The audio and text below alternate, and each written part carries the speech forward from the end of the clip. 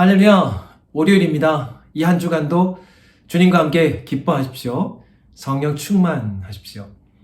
바울 일행은 3차 전도 여행을 마치고 예루살렘으로 돌아왔어요.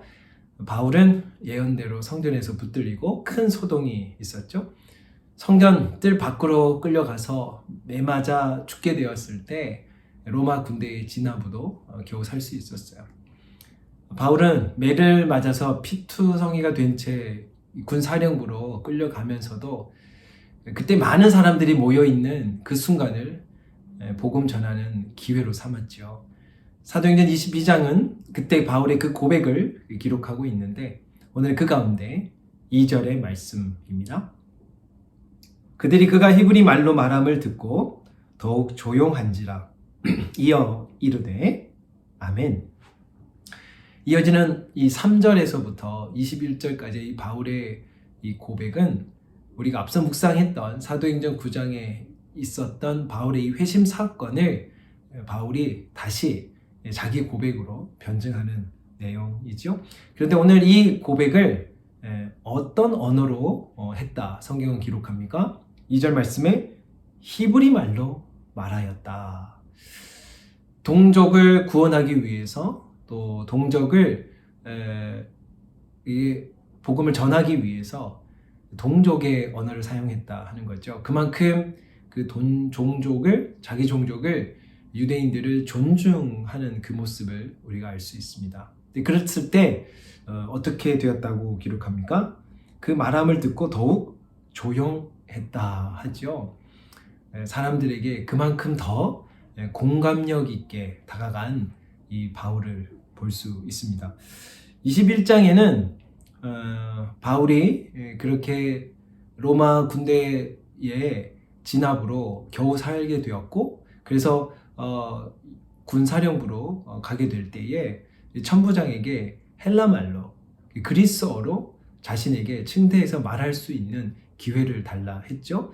그런데 오늘 막상 그 층대 위에서 자신의 동족들에게 복음을 전할 때에는 또한 히브리 말로 했다 하는 거죠. 묵상하면서 두 가지 생각을 할 수 있었어요. 바울은 어떻게든 복음을 전하기 위해서 위기조차 기회로 삼으려 했다. 그렇게 담대하게 복음을 전하려 했다는 것이고, 두 번째는 피투성이가 되고 정신이 없었을 텐데도 그런데도 그 상황에 맞게 어떤 언어를 선택해야 할지, 어떤 말로 공감을 얻어야 할지 그렇게 소통하려고 애를 쓰면서 복음을 전했다 하는 거죠.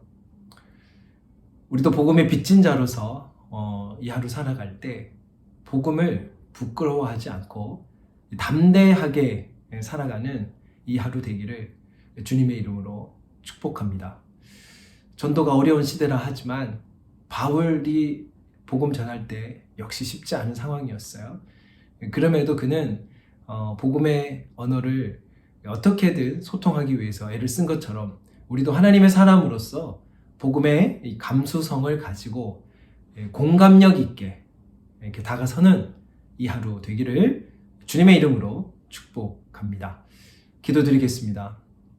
사랑의 아버지 하나님, 하나님의 사람 바울은 위기조차 복음을 전할 기회로 삼고자 그렇게 애를 쓰며 또 피투성이가 된 채에도 그 상황에 적절한 언어를 사용하기 위해서 또 소통하기 위해서 그렇게 공감했던 것을 볼 때에 주님, 우리가 오늘 하루를 살아갈 때에도 또 이 한 주를 살아갈 때에 우리가 복음을 부끄러워하지 않고 담대히 우리가 살아가게 하여 주시고 또 복음의 감수성을 가지고 우리도 먼저 다가서서 소통하는 하나님의 사람 될 수 있도록 은혜 내려 주옵소서. 예수님의 이름으로 기도 올립니다.